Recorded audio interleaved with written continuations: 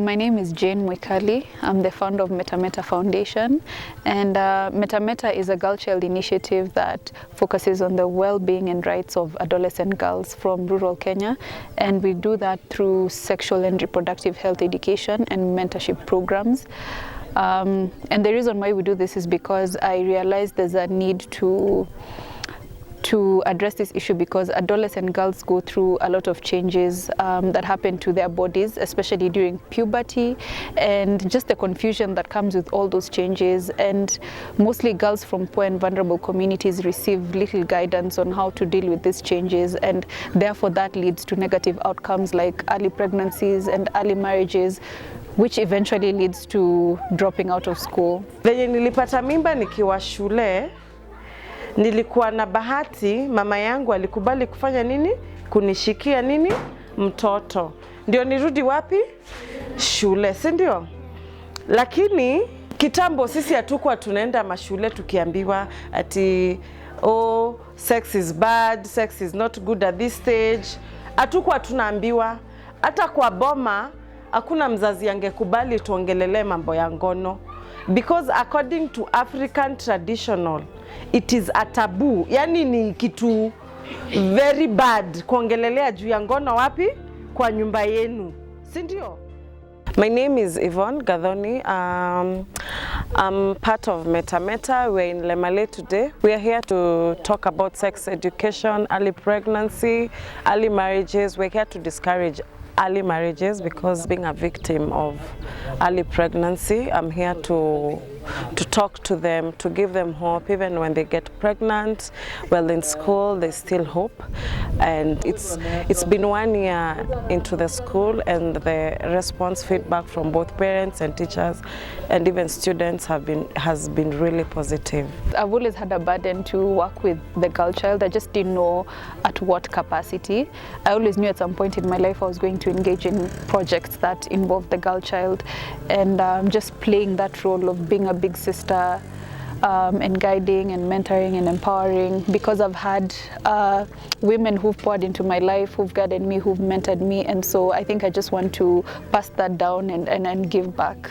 And we have a safe space model that we follow, and that includes talking to the girls about menstruation, menstrual hygiene, early pregnancies, early marriages. And early pregnancies and early marriages are very rampant in the 2 counties that we work in, and that's Narok and Isiolo. And so we really focus on that a lot.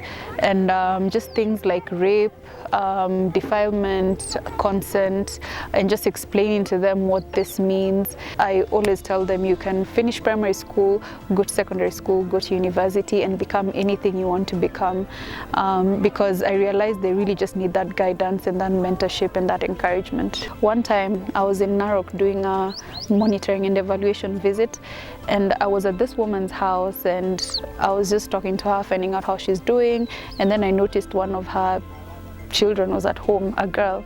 So I was concerned because it was on a weekday, so I asked her how come she's not in school. So of course, on probing further, I realized that she's at home because she was on her period and she didn't have sanitary pads, and that just broke my heart, because we normally see statistics, 4 to 5 girls miss school because they don't have sanitary pads.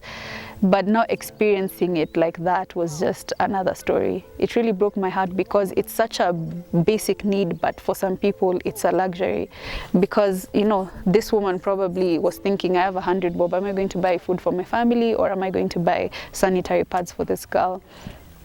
So that really touched my heart, because I was thinking, this girl misses 5 days of school in a month, that's 15 days in a term, and the rest are going to school, which is really unfair. So I was like, you know what, we need to keep girls in school, because menstruation, it's a very natural thing. If you're a woman, you have to get your period. It's not optional. So the challenges that we faced as Meta is just mostly cultural barriers, because we're trying to do away with a lot of stigma that is around the topics that we touch on.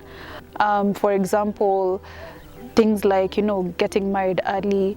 Some girls look at that as something to take pride in, because you know, that's what their mothers did, that's what their grandmothers did, that's what they know. And so we're trying to change mindsets, we're trying to remove stigma around things like menstruation, because that's a topic that girls don't have with their parents, and it's considered taboo to even talk about things like sex. And you know, the truth of the matter is they're out here having sex, so we'd rather have that conversation. Juu sasa kama sahi ukipata mimba, drop out of school ama uende uolewe, sasa utakuwa president kweli? Utakuwa lawyer? Hawezi, si ndio? Yes. So mimi nataka kuwahimiza tafadhali, msome kwa bidii, focus on your studies. Si hata mnaona wazazi wenyu wamengangana, wamewaleta shule, si ndio? Yes. Si kuna wasichana wengi sana wenye waendi shule? Yeah. Lakini nyinyi mko lucky, mko privileged, mko na hiyo opportunity ya kukuja shule, mko na walimu wazuri, mnasoma na mko na, you have a bright future ahead of you, sawa? Yes. I don't know, because I mean, every school I go to, the teachers are always asking, what about the boy child, what about the boy child? But I always say I can only address the needs and the problems that I can relate with as a woman and as a girl. Maybe we might have projects in the future that involve the boy child, because we also don't want to empower the girl child too much and you know, forget that at the end of the day she's going out there to interact with these same boys that are not empowered or don't have guidance or mentorship. So maybe in the near future, hopefully. The highlight of the day is always just seeing these girls, and I always try to read their faces before we start the session and after we finish the session, just how their confidence increases, because that's what I truly want for them. I want them to be confident. I want them to not fear anything. I want them to believe that they can dream and they can hope and they can, you know, they can take on the world. So just seeing their faces light up and seeing them opening up and asking questions and telling me things, yeah, that's just the highlight of my day, because now I know that there's an impact there and they're actually, you know, taking in whatever I'm trying to teach them. I get my funding from mostly crowdfunding, personal donors, and just a few companies that have us in their CSR budget. So so far, I haven't partnered with any brands. I reached out to Cortex and I told them about Meta and the projects that we were doing, and just requested if they could donate some pads, and luckily they donated a few cartons, which was really amazing. So yeah.